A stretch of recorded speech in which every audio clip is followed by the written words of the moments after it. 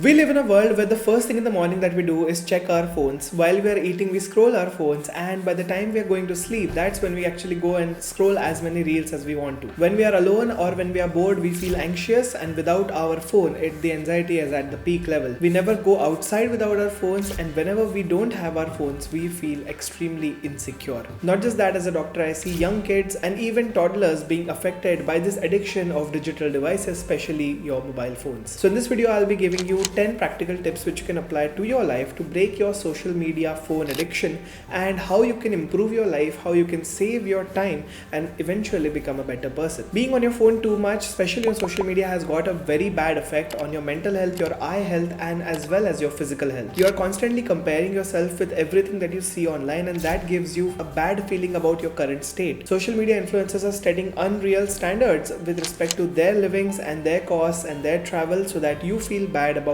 your current situation. You know, social media is a double-edged sword. That means it can be good at certain times, but it can also be bad at certain times. And in moderation, I think that there is no problem using social media, but the trend that I'm seeing right now over here is that people use it for more than 4, 5, 6, 7, 8 hours every day, and that is where the real problem starts to happen. And in this video, I'll be telling you exactly how do you break that. Hi everyone, I'm Dr. Anuj Pachhel, and I'm an MD Medicine resident at GMC Nagpur. And without any further ado, let's start.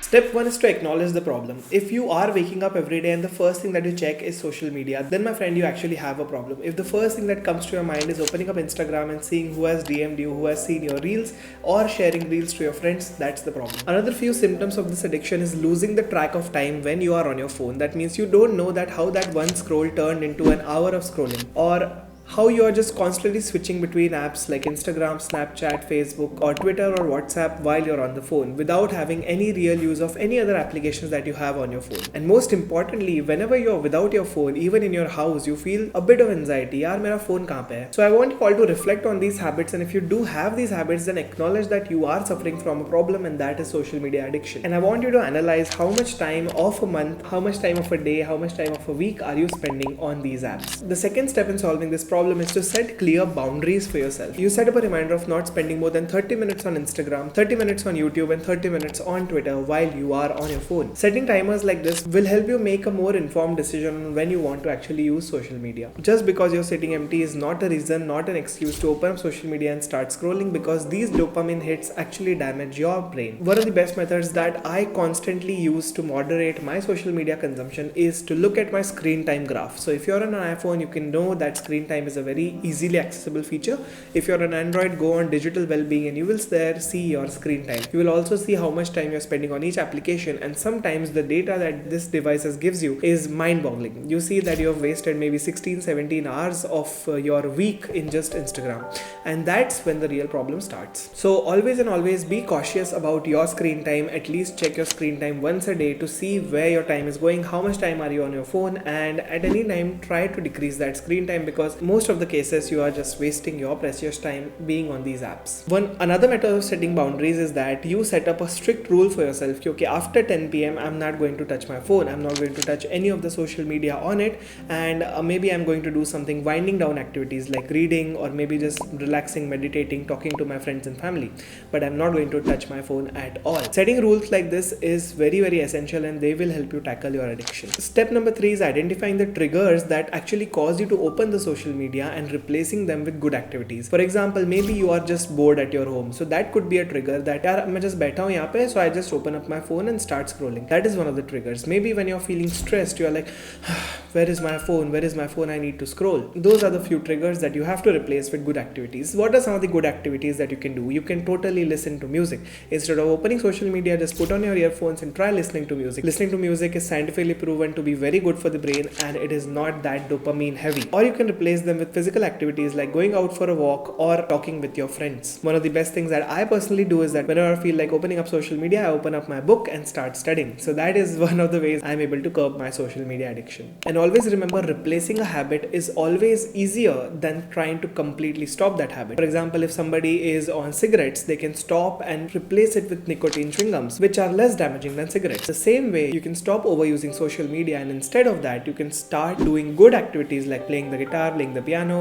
talking to your friends, going out for walks, all of these. So identify your triggers and replace them with activities that you actually enjoy. Number 4 is very, very good. That is turning off all the notifications on your phone. So you might feel that this is very dangerous. You might feel you might miss out something important, but always tell all of your close ones and relatives that if you have something urgent, just call me. There is no need to message me anywhere. Just call me directly. So maybe you can have your text notifications on, or maybe your WhatsApp notifications on, but all the other social media apps that you have, like Snapchat, Instagram, Twitter, all of these, if you have the notifications off, that's when you will see the distractions that actually stem, the triggers that I was talking about can be these notifications itself. And on iOS, you can actually see how many daily notifications you're getting from each of these apps, and you can see how they are affecting you badly. So turn off the notifications. Especially for the last 4 years, I have got no notification from YouTube, from YouTube Studio, from Instagram. These are the few things which I use on a day-to-day basis. So having no notifications actually keeps me in control rather than the big corporate companies who are begging for your attention. So all notifications off is always a good policy that you can follow. Step number 5 is using actual applications that block the social media. If the things are truly getting out of your control, there are certain apps on the market, for example Moment, Stay Focused and Forest, which can actually block the social media on your phone. I suggest you do your own research and install these apps with your caution, because they will definitely lock the Instagram, Snapchat, Facebook, whatever that you're using on your mobile phone. These apps also track how much time you're spending on each of these different social media apps and help you cut it down. You can also share your progress with your friends, which will help you keep you accountable in your journey. Number 6 is something which I use every day, that is creating no phone zones. So in my studio, I never ever bring my phone. In my study table, I don't ever keep my phone. I always have a charging station of my phone as well to the side of my bed. So all of these no phone zones actually help me curb down my phone usage and decrease my screen time overall. Your no phone zones could be your dinner table, or while you're having food, or maybe when you are sitting down on your table to study. So setting these no phone zones will help you cut down your faltu ke distractions. If possible, try to put your phone somewhere in the other room whenever you are trying to do something productive. For me, that's studying, recording videos and working on a lot of projects. And one amazing benefit with this is that, my friends, you get to enjoy the activity, whatever you're doing, without the distraction of your phone. Like let's say that you're playing the guitar and you don't have your phone with you. You can actually truly play the guitar without having to worry about यार अब मुझे किसका notification आ रहा है या किसका call आ जाएगा. Nothing like that. You can actually truly immerse yourself in the activity that you are doing and keep you hyper focused. Number 7 is scheduling no phone days or social media detox days. So if you are someone like me who has got a lot of things on their phone that is happening, like many meetings, many calls are happening, then definitely no phone days are not possible for you. So you can definitely set up no social media days. Like, okay, every Thursday I'm totally off social media. It's like taking an uppas and not eating anything on that day, but on a more digital sense, that you are not having social media on that day. Setting up days like this will actually tell you how much you are addicted to your phone and how much you are addicted to social media. When I'm going on international trips, I don't have data plans with me, so spending the entire day without social media, unless until I don't get Wi-Fi, I'm not able to open any of the apps, I'm not able to get any message, is so happy and so rewarding and so happy, because I feel, wow, the entire day I have not used any social media and I was truly in the moment. Yes, I do use my camera to record things because that's my job. I don't use social media to keep myself distracted from the task at hand. These days will actually increase your sleep quality and duration because you're not spending time on your phone. They will increase your productivity for sure because you're less distracted, and overall will make you feel really good. Number 8, very essential, fill your time, whatever free time that you've got, with offline activities. The best activity that you can do is try and join the gym. When you try and join a gym, the 1 hour that you are at the gym, you feel so refreshed, so happy that you are actually working out, you're not in any distracted zone. Maybe you can find other sports that you can join. You can have a badminton class, a tennis class, a table tennis class. Whatever offline activities that you can do will actually separate you from the digital world. And let me tell you a brutal truth of life. Whatever goes on in the digital world, no matter how many motivational videos you watch, whatever you do, it's very difficult to translate it into the real world. So if you're progressing in your real world, keep doing that. The virtual world has got nothing to do with it. And trust me, when you are engaging in meaningful offline activities, that actually decreases your urge to open social media.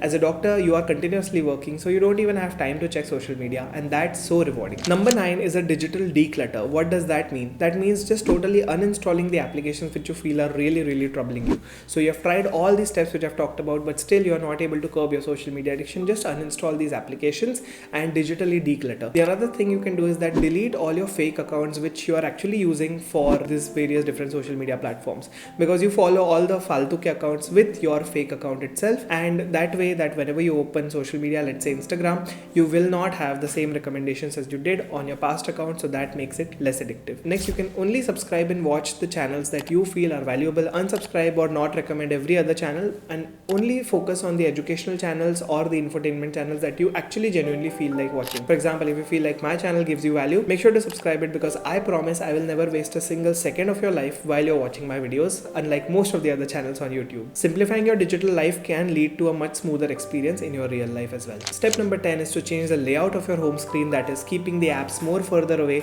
so that they are not quickly accessible. So creating that friction barrier between you opening your phone, unlocking your phone, and actually opening up the apps, that barrier that you create is actually very, very essential. I never have any social media apps on my home screen. They are always very, very far. I have to scroll many pages to get there. If possible, have your dream board, your vision board as your home screen and wallpaper, or maybe something that you dream of doing. So for my iPad, for the entirety of the iPad's existence, I have had this particular wallpaper, which is of a surgeon, and in the end I chose medicine, I know, but in the end it took me to the path that was supposed to be there for me. So to conclude this video, I've given you 10 steps that you can take and you can curb your social media addiction. Make sure that social media should serve you, it should not control you. If you are a creator on social media, then it's fine, but you should never be an overwhelming consumer of social media. And I really hope that this video helped you out. Thank you so much for watching. It's your boy Dr. Anuj Pachhel, and I'll see you in the next one. Goodbye.